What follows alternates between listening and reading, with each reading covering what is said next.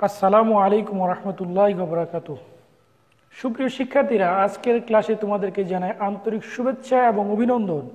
তোমাদের সাথে আছি আমি মোহাম্মদ মুখলিসুর রহমান, সহকারী শিক্ষক, বিজ্ঞান, Sriramsri high school and college, Jagannathpur, Sunamganj. আজকের ক্লাসে আমরা যে পাঠটা নিয়ে আলোচনা করব তার শুরুতে আমি তোমাদের সামনে একটি বিষয় উপস্থাপন করছি। সেটা হলো যে আমরা কয়েক প্রকার সংকেত জানি, রসায়নের কয়েক প্রকার সংকেত জানি। এই সংকেতগুলোর মধ্যে একটি এমন সংকেত রয়েছে যেটিতে অণুতে বিদ্যমান পরমাণুসমূহের অনুপাত প্রকাশ করা হয়। চিন্তা করে বলো তো সেই সংকেতটার নাম কি? অনেকেই সঠিকভাবে তোমরা বুঝতে পেরেছ যে সেই সংকেতের নাম হলো স্থূল সংকেত। এসো আজকের পাঠে আমরা শতকরা সংযুতি বা শতকরা পরিমাণ থেকে কিভাবে স্থূল সংকেত নির্ণয় করে সেটা সম্পর্কে আমরা ধারণা লাভ করব। তো এই পাঠটি আমি পাঠ শিরোনাম হিসেবে লিখছি যে মৌলের শতকরা পরিমাণ থেকে মৌলের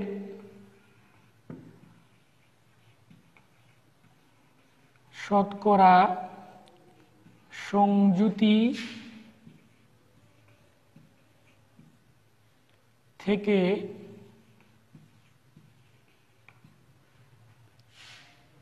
স্থূল সংকেত নির্ণয়।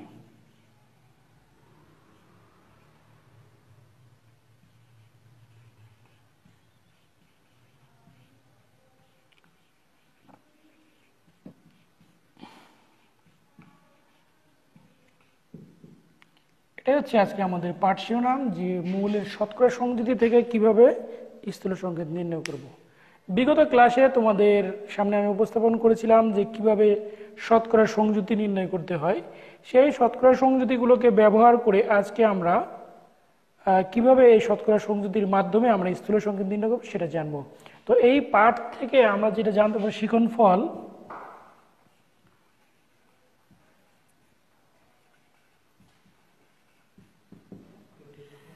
শিখনফল 1 যে স্থূল সংকেত কি তা বলতে পারবে।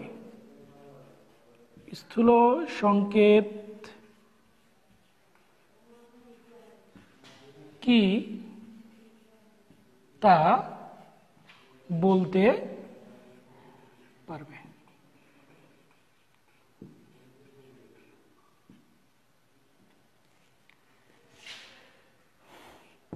দুই হচ্ছে শতকরা পরিমাণ থেকে স্থূল সংকেত নির্ণয় করতে পারবে। মৌলের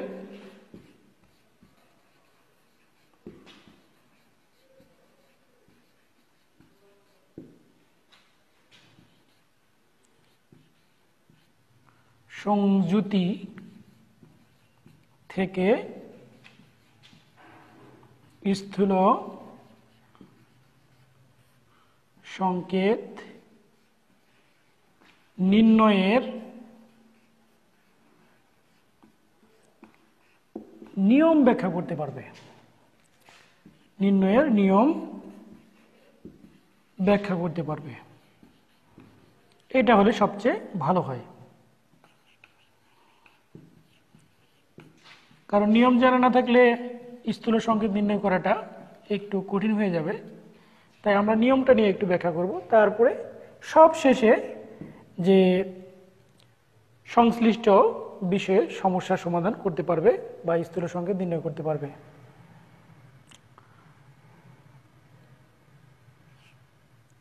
মৌলের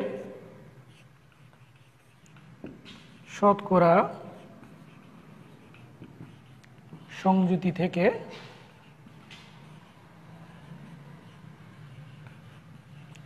স্থূল সংকেত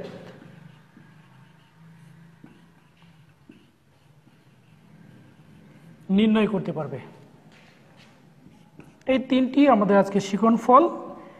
এই ক্লাসটিতে তোমরা যদি আমার সাথে থাকো, ইনশাআল্লাহ এই শিখনফলগুলো আমাদের অর্জিত হবে।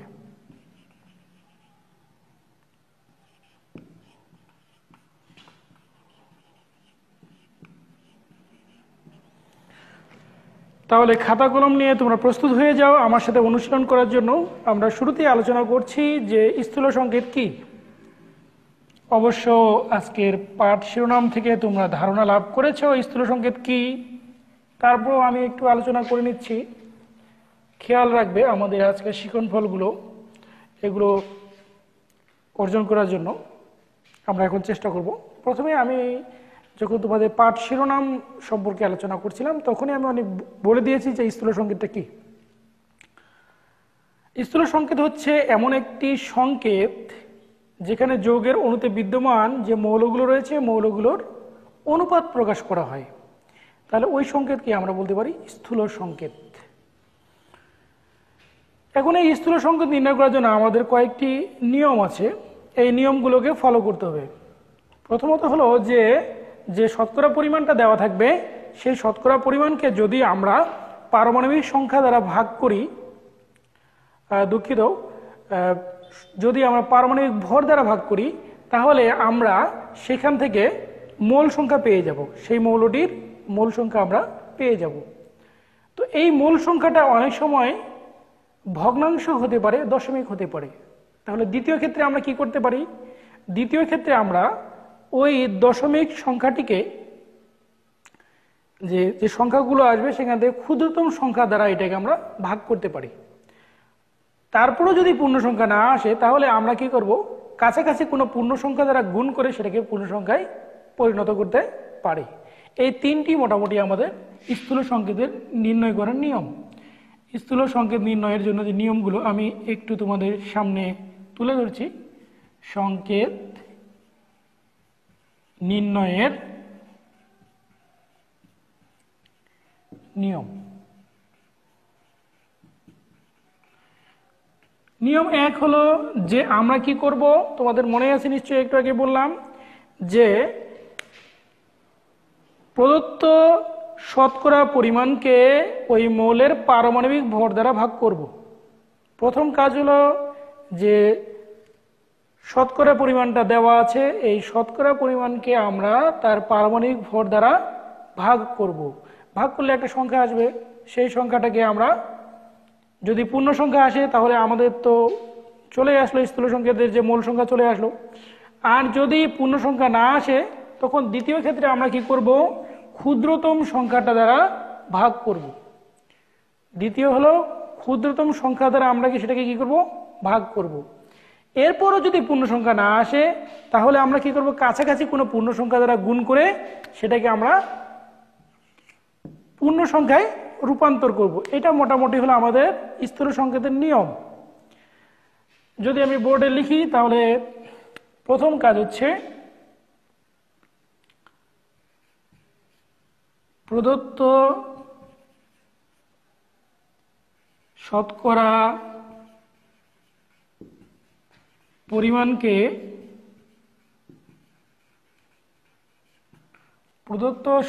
পরিমাণকে ওই মৌলের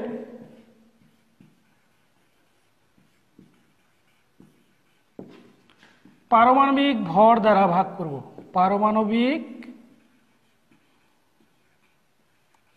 ভর দ্বারা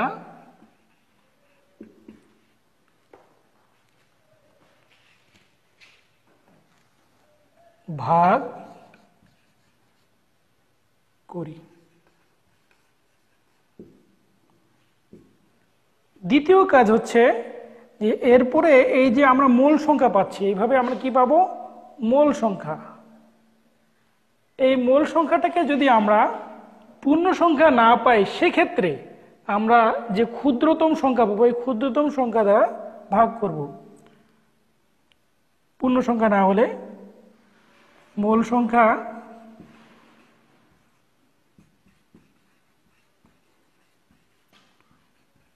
পূর্ণ সংখ্যা না হলে, অর্থাৎ ভগ্নাংশ বা দশমিক সংখ্যা হলে না হলে দ্বিতীয় ধাপে আমরা কি করতে পারি? ক্ষুদ্রতম সংখ্যা দ্বারা প্রতিটিকে ভাগ করব। ক্ষুদ্রতম সংখ্যা দ্বারা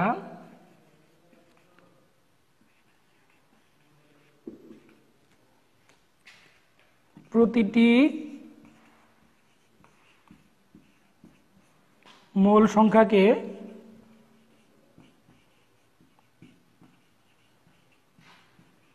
ভাগ করি।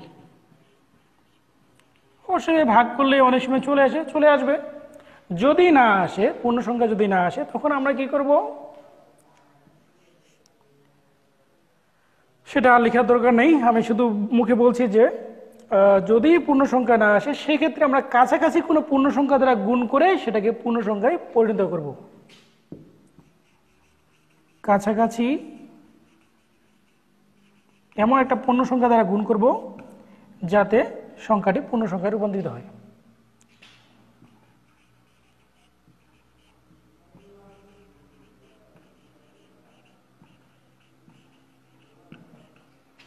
গুণ করি।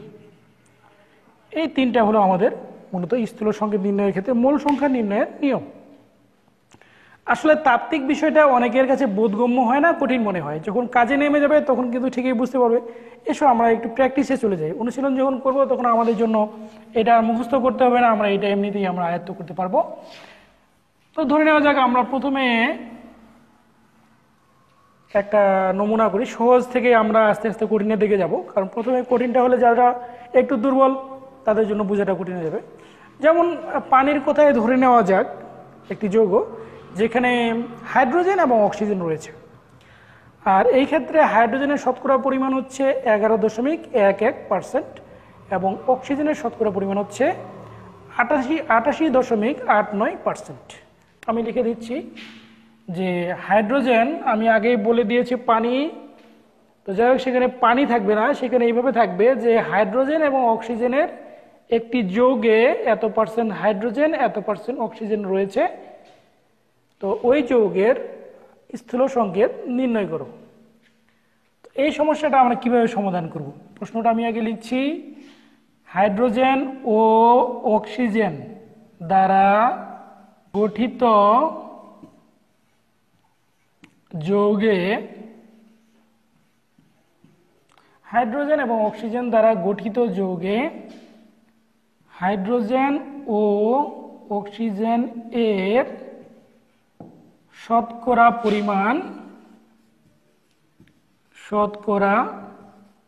পরিমাণ যথাক্রমে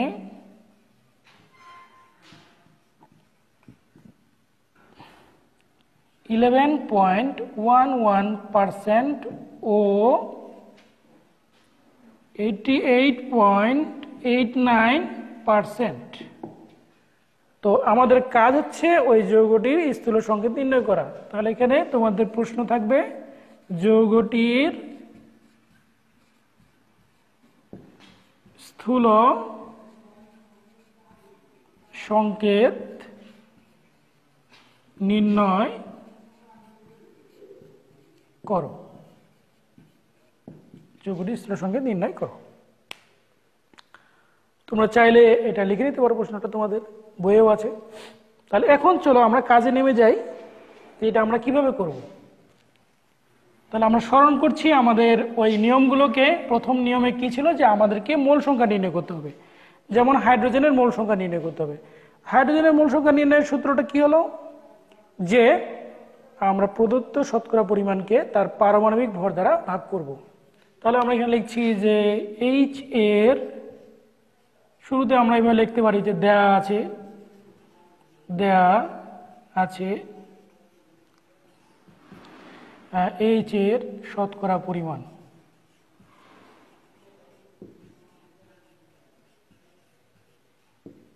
এইচ এর শতকরা পরিমাণ কত? 11.11%।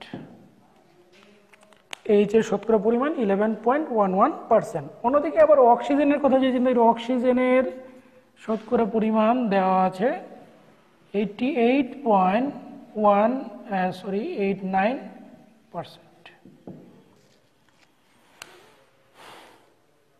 11.11% এবং 88.89%। আমরা এখন এখানে অক্সিজেন প্রথমে হাইড্রোজেনের মোল সংখ্যা নির্ণয় করছি।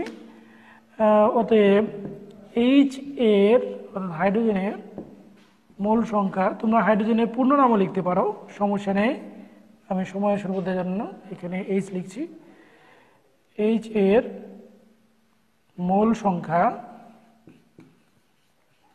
সমান এখানে হবে এটা শতকরা 1.11 ডিভাইডেড বাই হাইড্রোজেনের পারমাণবিক ভর কত? হ্যাঁ, তোমরা অনেকেই জানো যে হাইড্রোজেনের পারমাণবিক ভর হচ্ছে 1 দ্বারা ভাগ করলে কি হবে? ওটাই হবে। তাহলে আমি এখানে লিখছি 11.11 এটা আসলে আমাদের হাইড্রোজেনের মোল সংখ্যা। দেখছো পূর্ণ সংখ্যা আসে নাই, কি আসছে? দশমিক সংখ্যা। সমস্যা নেই, আমাদের নিয়ম আছে। অক্সিজেনের মোল সংখ্যা যদি আমরা নির্ণয় করি তাহলে কি হচ্ছে এখানে 88.89 আর অক্সিজেনের ভর কত? পারমাণবিক ভর, অক্সিজেনের পারমাণবিক ভর হচ্ছে 16। তাহলে এখানে যদি এটা আমরা ক্যালকুলেশন করি, এই জন্য আমরা ক্যালকুলেটর ইউজ করতে পারি।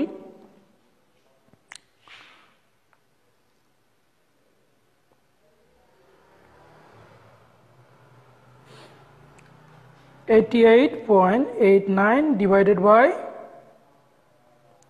16) এখানে আমাদের চলে এলো 5.555 অর্থাৎ 56 আমরা লিখতে পারি।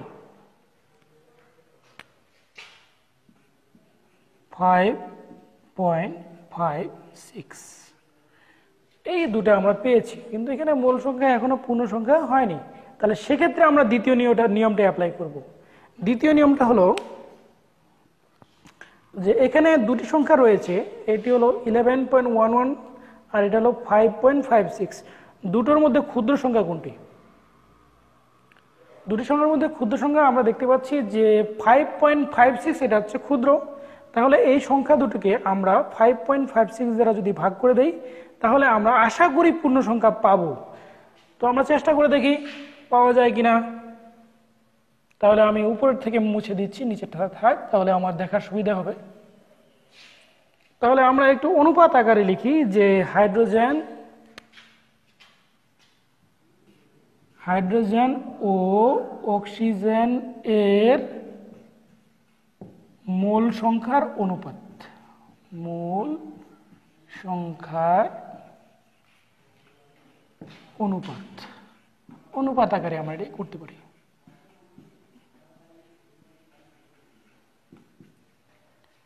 কি আছে অনুপাতটা? 11.11 to 5.56 আমরা পেয়ে গেছি। নিচেরটা আমাদের আর দরকার নেই, এটা আমি মুছে দিলাম। পরবর্তী ধাপে এটা পূর্ণ সংখ্যা পাওয়ার জন্য আমরা এখানে ইকুয়াল দিয়ে, এদিকে আছে কথাটা, আমি এখানে একটা ডিভাইডেড চিহ্ন দিলাম, ডিভিশনের 1.11 ডিভাইডেড বাই 5.56 এবং ইস্টু দিয়ে এটাও এখানে আমি লিখলাম যে 5.56। এটাকেও আমি সমান সংখ্যা দ্বারা ভাগ করব। যদি ভাগ করে দুটাকে সমান সংখ্যা দ্বারা আমি ভাগ করব, তাহলে এখানে যদি আমি ভাগ করি তাহলে এখানে আসে যায় যে মানটা কাছাকাছি 2 এর কাছাকাছি পূর্ণ সংখ্যা লিখলে এটা 2 হয় এবং এটা হয় কত? 1। তাহলে দেখা যাচ্ছে যে যৌগটির অণুতে হাইড্রোজেন এবং অক্সিজেনের অনুপাতটা হচ্ছে 2:1, অর্থাৎ হাইড্রোজেন হলো 2 এবং অক্সিজেন হলো 1। তাহলে এইখান থেকে কিন্তু আমাদের 2 নম্বর নিয়মেই কিন্তু সমস্যাটা সমাধান হয়ে গেছে। আমাদেরকে আর এখানে 3 নম্বর নিয়মে এই জন্য যেতে হচ্ছে না, যেহেতু আমরা পূর্ণ সংখ্যা পেয়ে গেছি তাহলে 3 নম্বর নিয়মে আমাদেরকে যেতে হচ্ছে না। তাহলে আমরা এখানে লিখতে পারি যে আনুপাতিকভাবে যৌগটির স্থূল সংকেত। অতএব নির্ণেয় যৌগটির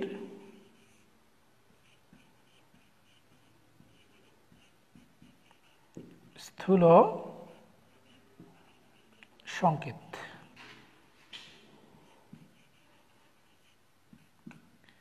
এইচ এর পরমাণু সংখ্যা কত? অনুপাত হচ্ছে 2 লিখে দিলাম। আর ওর ক্ষেত্রে এখানে 1 লিখলে লেখা যায়, এখানে না লিখলেও চলে, 1 সাধারণত দেখা হয় না।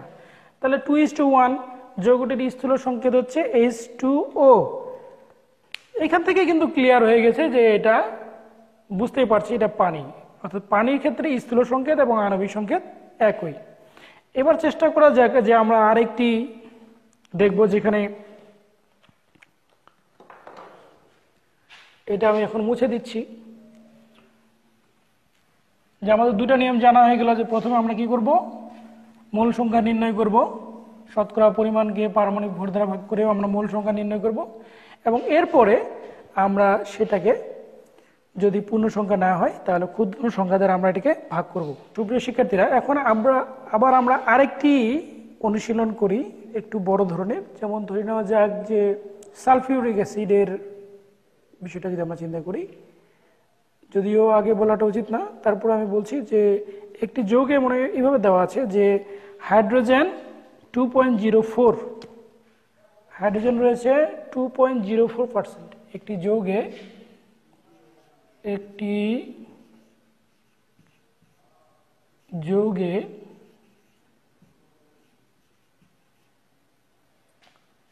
2.04% রয়েছে H, এবং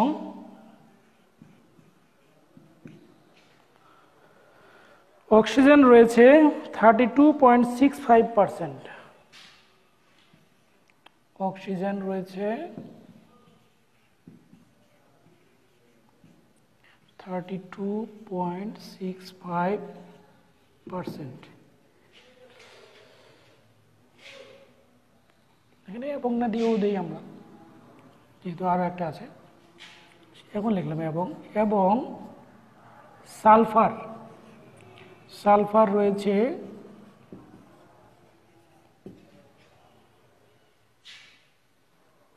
65.30%। 65.30%। যৌগটির স্থূল সংকেত নির্ণয় করো। যৌগটির স্থূল সংকেত নির্ণয়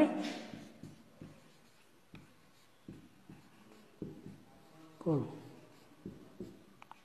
এটা হলো তোমাদের প্রশ্ন। এটাকে আরো সুন্দরভাবে সাজিয়ে লেখা যেত যে একটি যৌগে হাইড্রোজেন, সালফার, অক্সিজেনের অনুপাত বা শতকরা পরিমাণ যথাক্রমে এত এত এত, যৌগটি স্থূল সংকেত নির্ণয় করো। কথাটি আর কি আরো সুন্দর হতো। যাই হোক, তাৎক্ষণিকভাবে এটাই লিখলাম। তো আমাদের শিখা হলো উদ্দেশ্য। তাহলে যদি শিখতে যাই আমরা, তাহলে আমরা প্রথমে কি যে কাজটি করব সেটা হলো যে মূল সংখ্যা নির্ণয় করা। আমি এটা মুছে দিচ্ছি।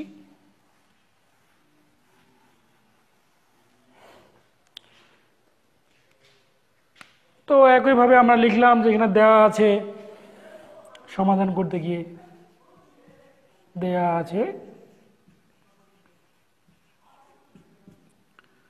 হাইড্রোজেন এর শতকরা পরিমাণ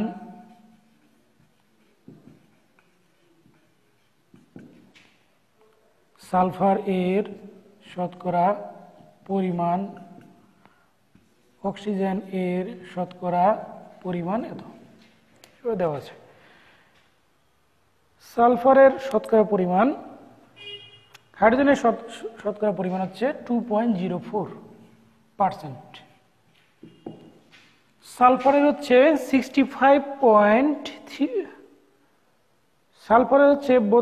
32.65, সালফার হচ্ছে 32.65%। আগের যে এটা মানটা দিয়েছিলাম একটু উলটপালট হয়েছে, এখান থেকে তোমরা আবার এটা শিওর কনফার্ম করো যে সালফারটা হচ্ছে 32.65, অর্থাৎ অক্সিজেন এবং সালফার একটু এলোমেলো হয়েছিল, সেটাতে কোনো সমস্যা নেই। এরপরে হচ্ছে অক্সিজেন হচ্ছে 65.30%, এটা একটু অল্টারনেট হয়ে গেছে, 65.30%। হাইড্রোজেনের শতকরা পরিমাণ হচ্ছে 2.04% এবং সালফারের শতকরা পরিমাণ হচ্ছে 32.65% এবং অক্সিজেনের হচ্ছে 65.30%। এটা তাদের শতকরা পরিমাণ। এখান থেকে আমরা কি করবো, স্থূল সংকেত নির্ণয় করবো। স্থূল সংকেত নির্ণয় করতে গিয়ে আমরা মূল সংখ্যা নির্ণয় করি প্রথমে লিখি যে হাইড্রোজেন, অতএব হাইড্রোজেন এর মোল সংখ্যা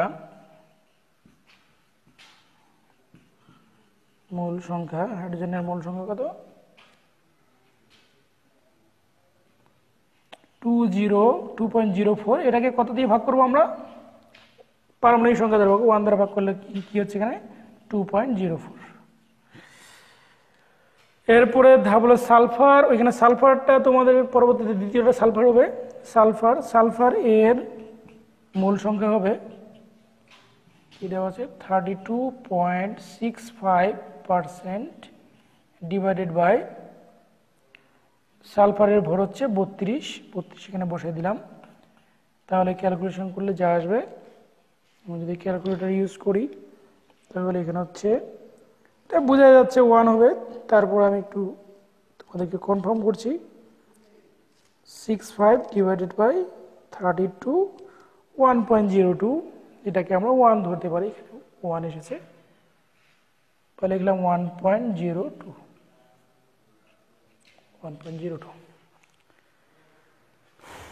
তারপরে আমরা অক্সিজেনের মোল সংখ্যা আমরা নির্ণয় যদি করি তাহলে অক্সিজেন এখানে দেওয়া আছে 65.30 তাহলে অক্সিজেন হলো 16 দিয়ে আমরা এটাকে যদি ভাগ করি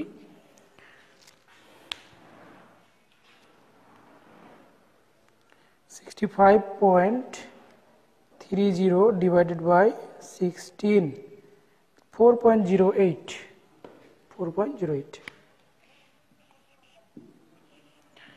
আমরা দেখতে পাচ্ছি কাছাকাছি সংখ্যা চলে এসেছে তারপরও আমরা এটাকে একবারে নিখুঁত করার জন্য আমরা এখানে একটু কাজ করব যেখানে পূর্ণ সংখ্যা যেহেতু আসেনি ভগ্নাংশ তো এই ক্ষেত্রে আমরা কি করতে পারি পূর্বের যে সমস্যাটা আমরা সমাধান করেছি এখান থেকে তোমরা আন্দাজ করতে পেরেছো বেশিরভাগ কিন্তু দ্বিতীয় ধাপ পর্যন্ত যেতে হয় কিছু কিছু ক্ষেত্রে আমাদেরকে তৃতীয় ধাপ অনুসরণ করতে হয় আমরা ইনশাআল্লাহ পরবর্তী ক্লাসে এটা নিয়ে আলোচনা করব যে আরো জটিল বিষয়গুলো নিয়ে আলোচনা করব এখানে এতটুকুই আলোচনা করছি তো দ্বিতীয় ধাপ পর্যন্ত আশা করা যায় দ্বিতীয় ধাপে আমাদের সলভ হয়ে যাবে তাহলে সেক্ষেত্রে আমরা অনুপাতটা যদি লিখি তাহলে এটা উপরেরটা আমি মুছে দিচ্ছি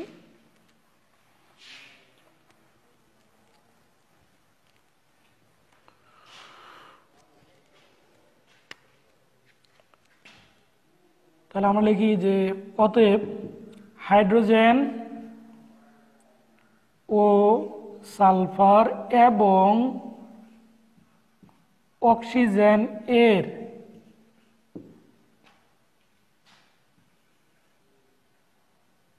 মোল সংখ্যার অনুপাত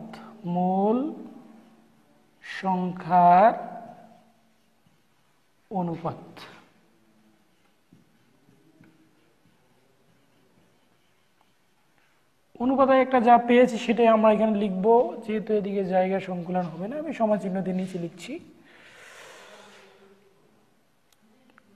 2.04 is to 1.02 is to 4.08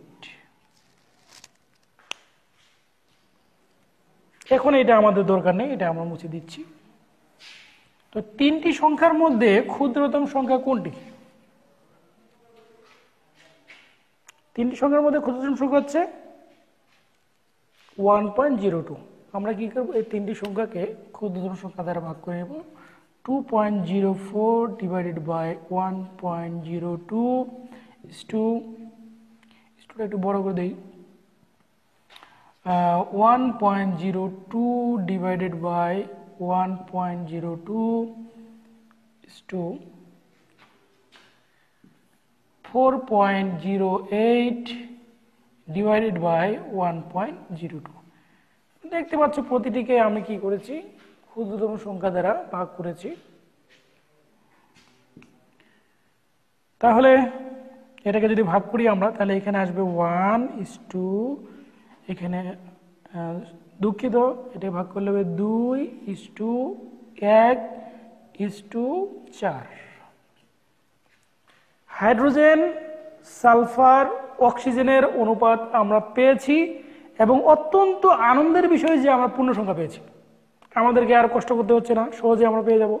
তাহলে আমরা এখানে লিখি যে নির্ণেয় যৌগটির স্থূল সংকেত, নির্ণেয়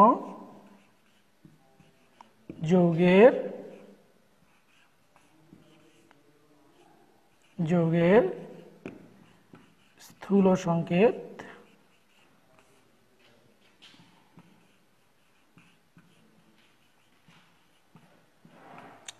প্রথমে হাইড্রোজেনের আমরা অনুপাত পেয়েছি 2, তাহলে আমি এখানে 2 দিয়ে দিচ্ছি।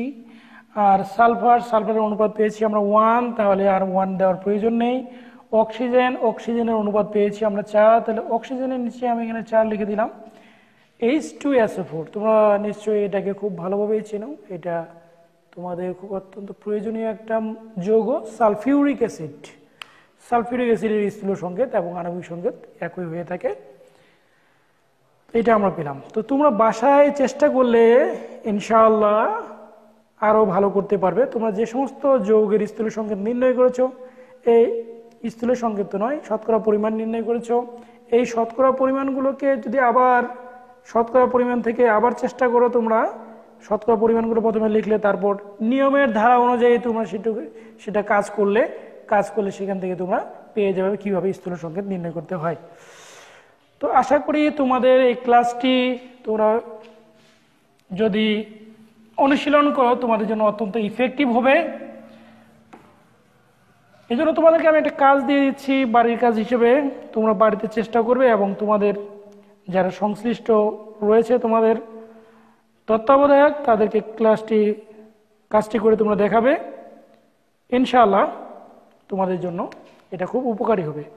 আমি কার্বন এবং হাইড্রোজেন দ্বারা গঠিত একটি যৌগের শতকরা পরিমাণ দিচ্ছি, যেখানে কার্বন এর শতকরা পরিমাণ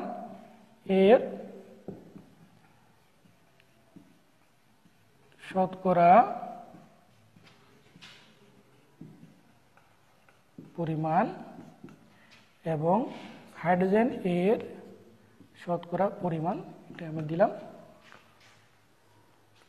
একটা হচ্ছে 92.31%, একটা হলো 7.69%।